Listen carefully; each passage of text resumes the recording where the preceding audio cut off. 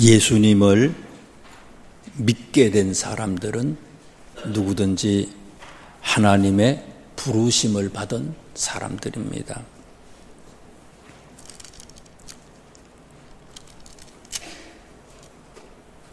출애굽기 3장에 보면 장 제목을 3장에, 오늘 본문은 4장이지만 3장의 장 제목을 여호와께서 모세를 부르시다, 이렇게 장 제목을 성경에 잡아놨어요. 여호와께서 모세를 부르셨다. 출애굽기 말씀을 전체를 보시다 보면은요, 모세가 하나님의 부르심을 받게 될 때의 모습을 세 가지로 설명을 해주고 있습니다.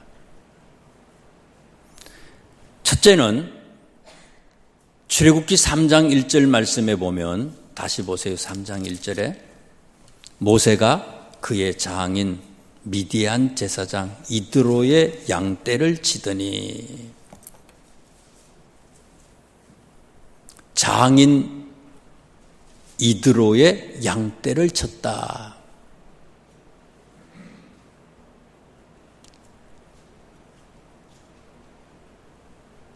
내 것은 하나도 없다는 거예요. 내게 아니고 장인의 양떼를 치고 있어요. 돌아가셨지만 저희 어머님이 제일 싫어하는 거예요, 그게. 옛날 분들이 다 그렇잖아요. 장인 미디안 제사장 이드로의 양떼를 쳤다. 빈털터리로 가진 것이 아무것도 없는 가난한 사람이었다는 거예요. 또 출애굽기 7장 7절에 보면은요, 이때 모세의 나이가 80세라고 그랬어요. 80세다. 노쇠했다는 거예요. 노쇠했어요. 더 이상의 어떤 발전이나 어떤 소망이 거의 사라진 그런 사람이었다라고 하는 것을 성경은 얘기해 줘요. 거기다가 이 출애굽기 2장 12절에서 15절 말씀에 보면요, 모세가 이미 40년 전에 애굽 사람을 쳐서 죽였어요. 애굽 사람을 쳐서 죽인 사람이에요. 살인자예요. 그리고는 미디안으로 도망을 쳤어요.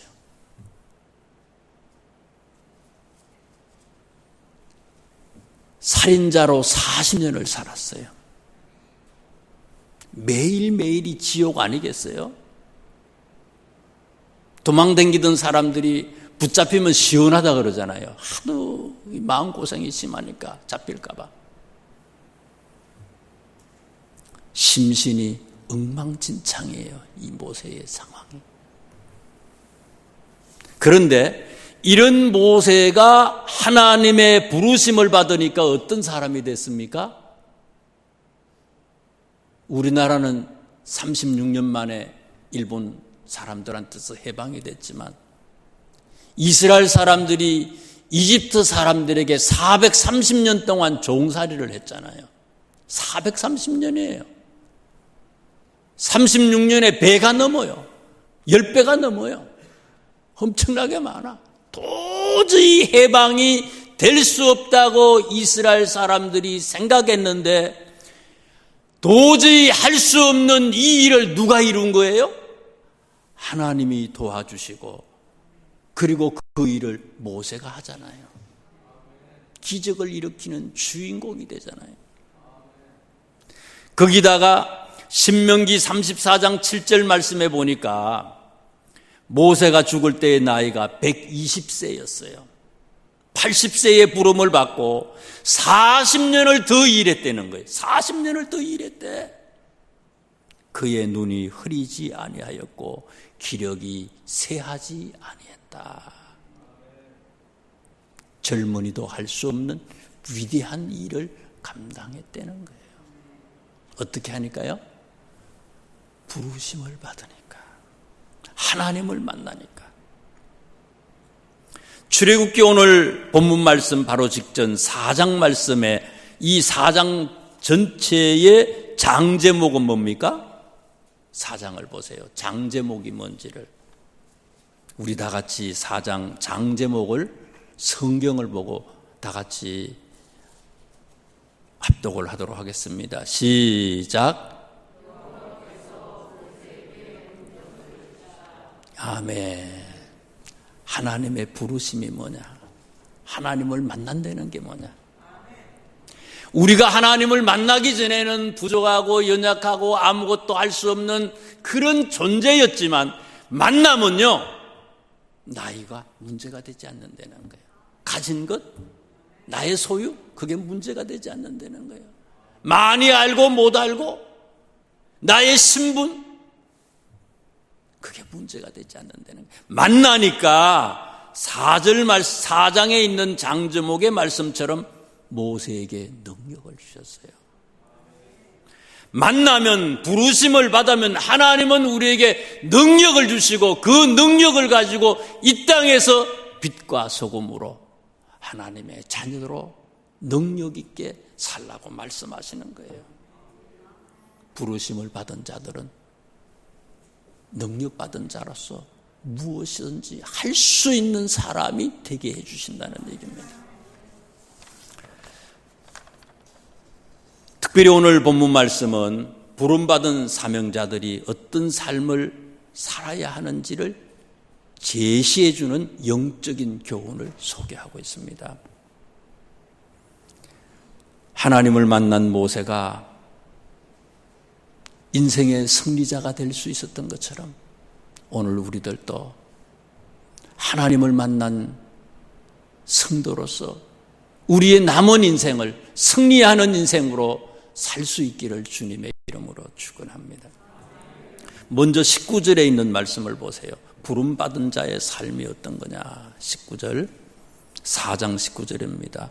여호와께서 미디안에서 모세에게 이르시되 애굽으로 돌아가라. 내 목숨을 노리던 자가 다 죽었느니라. 하나님을 만났어요. 하나님이 불러서 만났거든요. 능력도 주셨어요. 그리고는 하나님이 하시는 말씀이 뭐라고요? 애굽으로 가래요. 다시 돌아가래요. 그러면서 첫 마디가 애굽으로 돌아가라고 얘기하시면서 첫 마디가 뭡니까? 너를 죽이려고 했던 사람들이 다 죽었다는 거예요.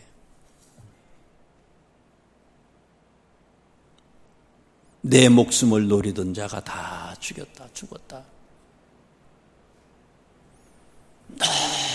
이것 때문에 잠자다가도 일어나고요. 노이로제에 걸려 있는 거예요. 40년을. 도망자니까 살인자로. 그런데 돌아가래요. 하나님은 돌아가라고 말씀하시지만 여러분, 그 사람들이 죽었다고 해서 살인죄가 없어지는 겁니까? 하나님은 괜찮대. 그런데 우리는 우리 생각으로 따지면 이게 믿을 수가 없어. 거기다가요, 지금 애굽으로 가는데 모세가 도망칠 때는 혼자였지만 지금은 어때요? 가족이 있어요. 아들이 둘이 있잖아요. 부인이 있잖아요. 그 아들들이 나이가 거의 40이 다 된 거 아니에요, 지금요.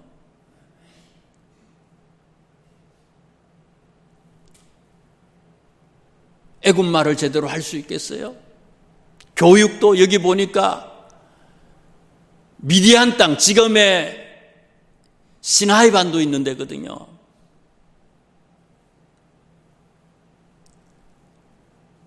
미디안 땅에서 교육을 받았어요. 나라가 달라. 언어도 달라. 풍속도 달라. 교육이 달라. 그런 아이들을 데리고 이집트로 가야 돼. 그런데 그 이집트를 가면은 소망이 있을까? 아버지가 거기서 살인죄를 저질렀고 도망자였잖아요. 그런데 거기 가래. 21절에 있는 말씀을 또 보세요. 21절 말씀에 보니까 하나님이 가라고 얘기하시면서 또 21절에 보니까 뭐라고 그래요?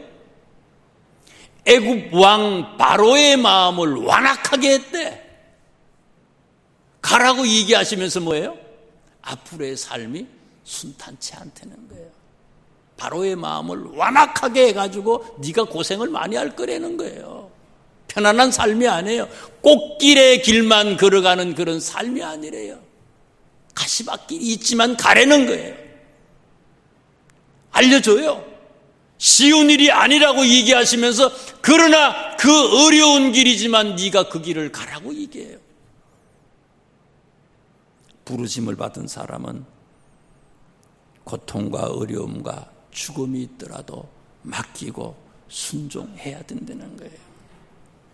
사도행전 9장 20절에 보면 바울 선생님은요, 예수님 만나고 어떻게 했어요? 즉시 예수는 하나님의 아들이시다라고 하는 것을 전하기 시작했다 그랬어요. 즉시에 머뭇거리지 않았어요. 우리는 생각을 하잖아요. 하나님이 무슨 말씀을 하시면 우리는 내 머리를 가지고 생각해요. 이걸 할까 말까? 할 수 있을까 못할까? 믿음은 생각하는 게 아니라는 거예요. 믿음은 하는 거예요. 믿음은 맡기는 거예요. 우리 맡기질 못하잖아요.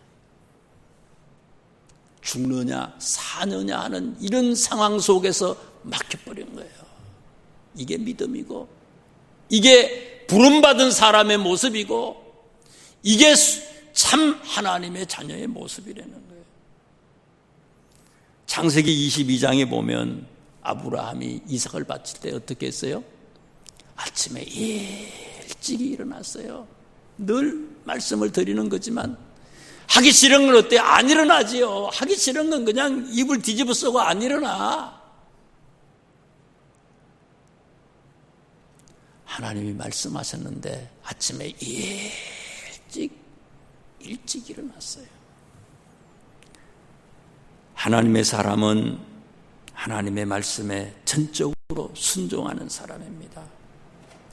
순종은 믿음으로 맡기는 것이지 머리로 생각하고 따지고 미루고 주저하는 것이 아니라는 거죠. 모세는 그렇게 행동했어요. 즉시 행동했어요. 죽기를 각오했어요. 이게 부르심을 받은 자들의 모습이라는 거예요. 두 번째, 부르심을 받은 사람들의 삶은 어떤 거냐? 4장 20절을 보세요. 우리 4장 20절 제가 읽어드릴게요.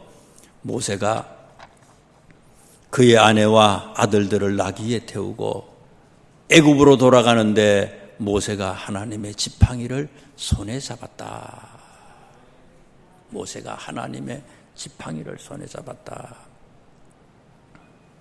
4장 2절과 3절 말씀에 보면은요, 원래 이 지팡이는 뭐 하던 지팡이예요? 양치기가 양을 몰던 그런 지팡이라고요. 그런데 4장 2절 3절 말씀에 보면 이 모세의 지팡이가 하나님을 만나고 하나님이 말씀하신 대로 했더니 지팡이가 뱀이 되잖아요. 지팡이가 기적을 일으켰어요. 거기다가 4장 21절 말씀해 보세요.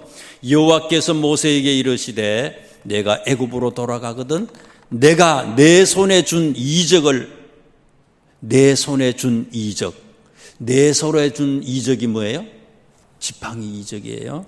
내 손에 준 이적을 바로 앞에서 다 행하라. 그러나 내가 그의 마음을 완악하게 한적. 바로의 마음이 완악하지만은 하나님이 주신 이 지팡이가 있어요. 이 지팡이는 무슨 지팡이라고요? 기적을 일으키는 지팡이에요. 하나님이 모세에게 이 기적을 일으키는 이 지팡이를 주셔서 바로의 마음이 완악하지만 할 수 있도록 해주신다는 거예요. 지팡이는요, 기적을 일으키는 지팡이였어요.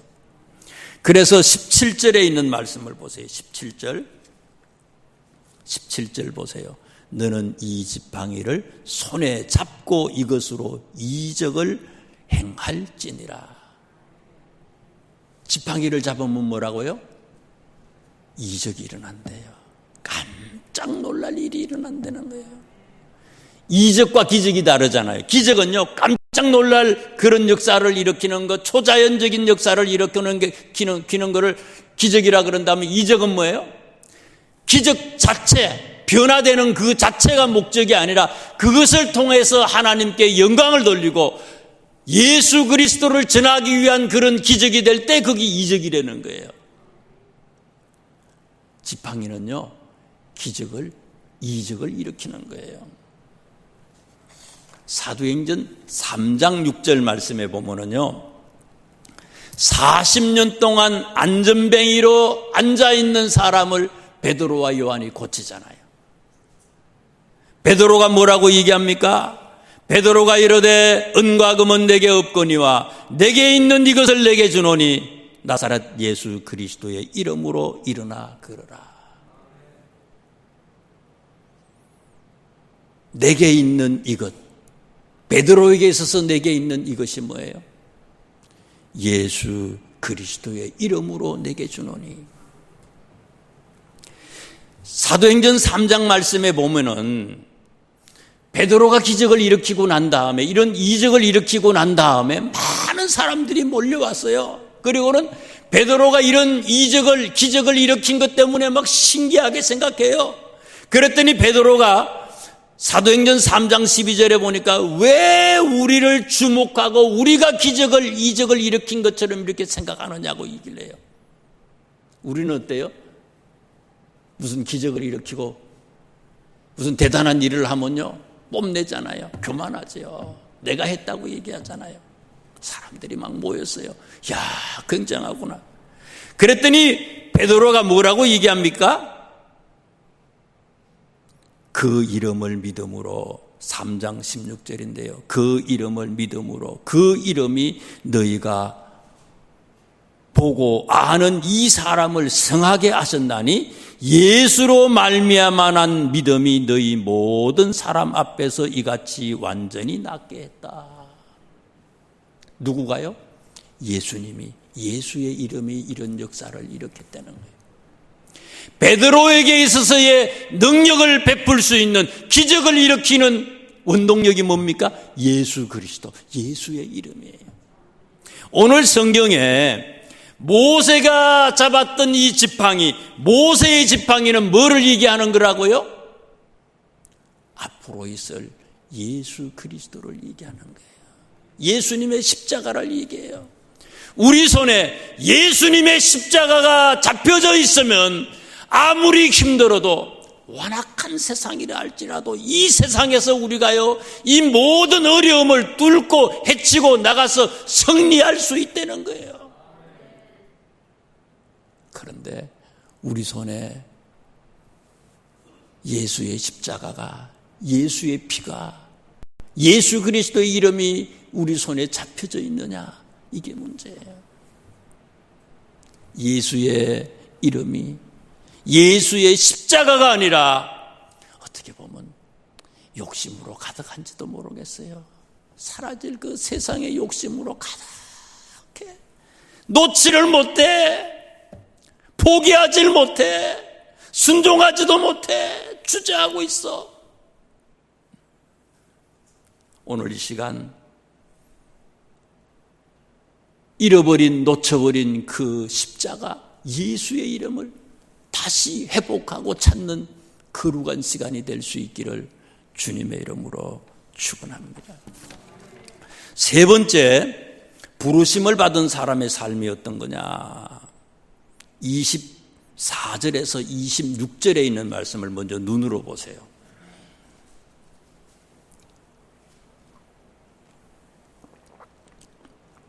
24절에서 26절을 한번 눈으로 쭉 보세요. 어떤 내용인지.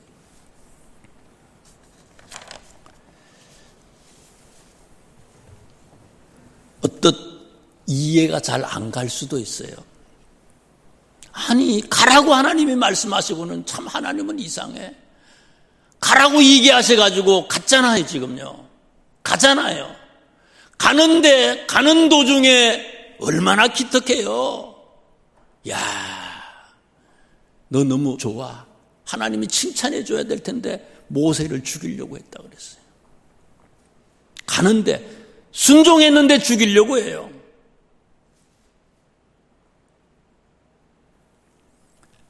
창세기 17장 10절 말씀에 보면요, 하나님이 모세의 나이, 아브라함의 나이가 99일 때에 나타나셨어요. 아브라함에게 나타나서 무엇을 약속하는가 하면요, 내년에 1년 뒤에 너에게 아들을 줄 것이다 약속을 해요. 이삭을 줄 것이라고 하는 약속을 하시면서 꼭 지켜야 할 언약 한 가지를 분명하게 아브라함한테 얘기합니다. 한 가지를 요구해요. 아들 준다고 얘기하시면서 한 가지를 요구해요. 그 한 가지가 뭔가 하면요, 창세기 17장 10절에 나와요. 17장 10절에 너희 중 남자는 다 할례를 받아라. 이것이 나와 너희와 너희 후손 사이에 지킬 내 언약이다. 할례를 하래요. 할례라고 하는 것은 하나님의 백성이 됐다고 하는 징표예요. 표식이에요. 내가 하나님의 자녀로 이렇게 살겠습니다. 오늘날은 이 세례를 얘기하는 거죠. 옛날에는 육체의 흔적을 남겨서 이렇게 하나님의 자녀라고 하는 것을 얘기했지만 오늘날은 세례를 얘기하는 거예요. 모세가 타향살이를 하면서 40년 동안 미디안 광장에서 살면서 자녀들에게, 거기에서 태어난 자녀들에게 할례를 행하지 않았어요.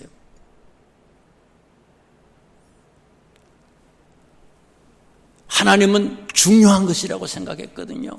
아흔에 이삭을 준다고 아브라함한테 약속하시면서 꼭 지켜야 된다고 언약 약속을, 명령을 내린 거거든요. 그런데 그 후손인 모세가 그걸 안 했어요. 하나님이 그래서 이 모세를 죽이려고 24절에 했는데 이 위기를 누가 극복을 했어요?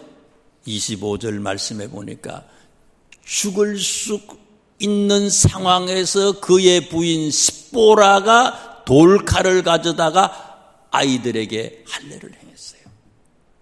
모세는 뭔지도 잘 몰라서 그런데 이 십보라가 부인이요, 이 영적인 순발력을 발휘해 가지고 할례를 한 거예요. 중요한 교훈이 있어요. 아무리 목회자도요, 믿음의 모습이 계속해서 올라가는 건 아니에요. 장로님들도 마찬가지야. 모든 사람이 다 그래. 올라갈 때도 있지만 언제요? 내려갈 때도 있어. 내려가는데 하나님이 남편을 주시고 아내를 주시고 부부를 우리에게 주신 이유가 뭡니까? 서로 도우려는 거예요. 내 믿음이 약할 때에 상대편이 배편이 우리의 믿음을 도와줘서 나를 상승시키려는 거예요. 똑같이 내려가면 아나니아와 삽비라처럼 망할 수밖에 없다는 거예요. 한 사람이 불의 길을 잡아주고요, 한 사람이 상승기류를 만들어줄 수 있어야 된다는 거예요.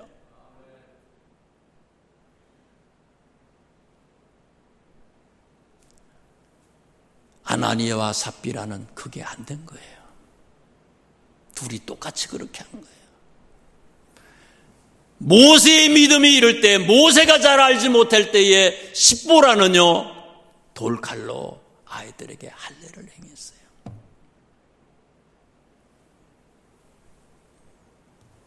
애굽으로 떠날 때 모세는요, 혼자 간 게 아니잖아요. 온 가족이 함께 갔어요. 물론 내가 하나님의 부름을 받았지만, 내가 하나님의 부름을 받았다는 것은 온 가족이 함께 그 부름을 감당할 수 있어야 된다는 거예요. 온 가족이. 그래야지 서로 돕는 영적인 생활을 영위할 수 있다는 거예요.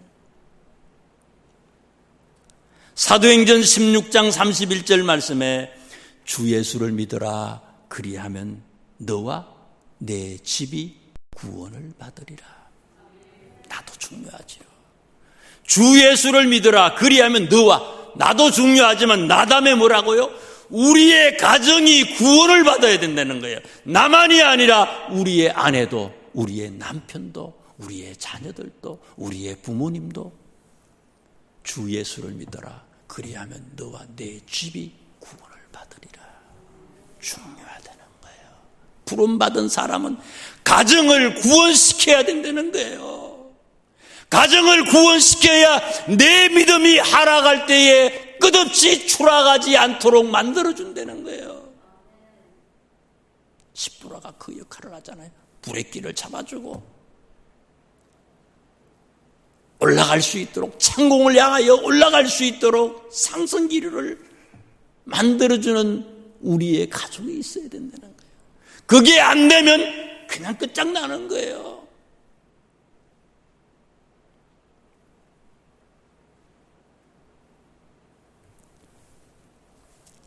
전번주 새벽에 고린도 후서를 강의하면서 바울 선생님은 고린도 후서 7장에 이런 말씀을 하셨어요. 고린도 후서 7장 10절 말씀에 하나님의 뜻대로 하는 근심은 후회할 것이 없는 구원에 이르게 하는 회개를 이루는 것이요, 세상 근심은 사망을 이루는 것이다. 가족을 위해서 기도하셔야 됩니다. 힘들지요. 구원. 온 가정이 예수 믿게 하는 것, 제대로 믿게 하는 것 힘들지요. 그러나 그것을 가지고 우리가 세상의 물질, 세상의 명예, 세상의 권세, 세상의 문제, 그걸 얻기 위해서 기도하는 것, 눈물 흘려 기도하는 것, 그거하고 비교할 수 없을 정도로 가정의 구원을 위해서 진짜 눈물 흘려 간절히 기도하는 거요. 세상의 근심은 사라질 것이지만 그건 아무것도 아니라는 거예요. 그 근심은 후회할 것이 없는 근심이래요. 이것을 위해서 기도하고 이것이 우리의 평생의 기도의 제목이 될 수 있기를 주님의 이름으로 축원합니다. 기도드리겠습니다. 이 아침에도